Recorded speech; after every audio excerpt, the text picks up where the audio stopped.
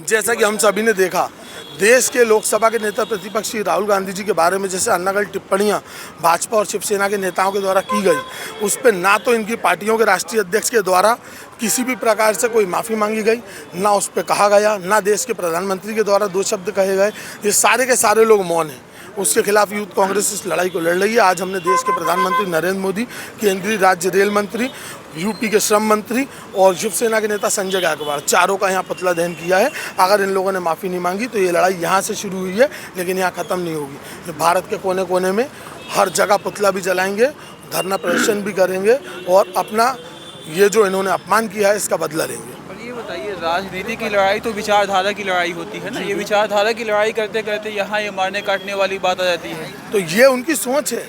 क्या है, इनकी राजनीति और इनकी विचारधारा दोनों कट्टरता से चलती है, कट्टरता से पनपती है। और भारतीय जनता पार्टी हो या शिवसेना, इनकी मूल विचारधारा ही है लोगों को लड़ाओ, आपसी में इनके मतभेद करो, मनभेद करो। देश में लड़ाई होगी जब जब असंवेदनशीलता चीज़ें होंगी, दंगे होंगे, तभी ये नेता बन पाएंगे। तो इनकी जैसी सोचे वैसे ही इनके शब्द हैं, इन्होंने अपनी सोच के हिसाब से ही मुँह से निकाला। तो मतलब आपके कहने का मतलब ये है कि देश में यदि कहीं सांप्रदायिक तनाव होता है तो उसके लिए भाजपा और ऐसी कुछ पार्टियां जिम्मेदार हैं। ये तो बिल्कुल पूरे देश की जनता, सबको ही पता है कि इन सारी चीज़ें, अगर ऐसा कुछ भी कहीं होता है तो उसकी जिम्मेदारी पूरी तरीके से इन्हीं लोगों की होती है, क्योंकि इनके नेता ऐसा षड्यंत्र करते हैं और ऐसी चीज़ें पनपाते हैं। आज छोटे छोटे बच्चों के बीच में भी हिंदू मुसलमान का जहर इनने घोल दिया, जबकि सब इसी देश में पैदा हुए।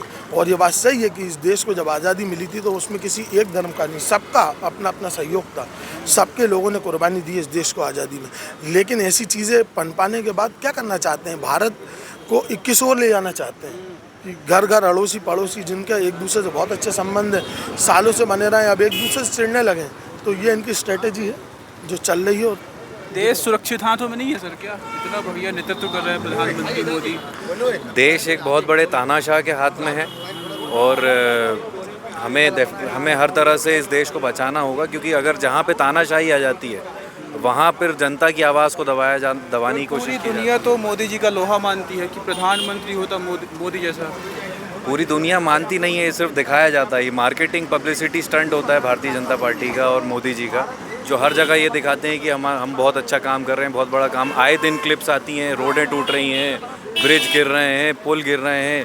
अभी कुछ दिन पहले ही एक पुल बना था जिसका बोलते थे कि 100 साल तक चलेगा। 1 साल बाद ही उसको तोड़ने के लिए टेंडर, 42 करोड़ में वो पुल बना और 52 करोड़ रुपए में उसका टेंडर तोड़ने का दिया गया, जो कि बड़ी मुश्किल से किसी ने लिया।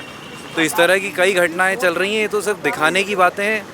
अच्छे कपड़े पहन के सोशल मीडिया पे प्रमोशन कर करके अगर अपने आप को आप प्रमोट करते हैं, इसका मतलब ये नहीं है ज़मीन पे उतर कर लोगों की तकलीफ़ों को देखना, ये ज़मीनी स्तर पर काम नहीं हो रहा। और तानाशाही के हिसाब से अपने जो कोई आवाज़ उठाता है तो उसके खिलाफ जो है एक्शन ले लिया जाता है, उसको जेल में डाल दिया जाता है। कि देश का जो नेतृत्व है सही नहीं है ना, कुशल हाथों में नहीं है। बिल्कुल नहीं है, क्योंकि तानाशाही से कभी कोई देश नहीं चल सकता। सबकी सहमति, सर्वसम्मति। तानाशाही कहाँ है जी? भारतीय संविधान है, भारतीय संविधान का राज है।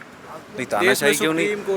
हर जगह तानाशाही का चल रही है ना। आप देखिए ना, जो इनके खिलाफ आवाज़ उठाता है उसके घर पे किसी ना किसी, या तो ईडी या सीबीआई, किसी ना किसी का के यहाँ छापा पड़ता है। सिर्फ भाजपा के नेता हैं जो इस दुनिया में सबसे अच्छे हैं।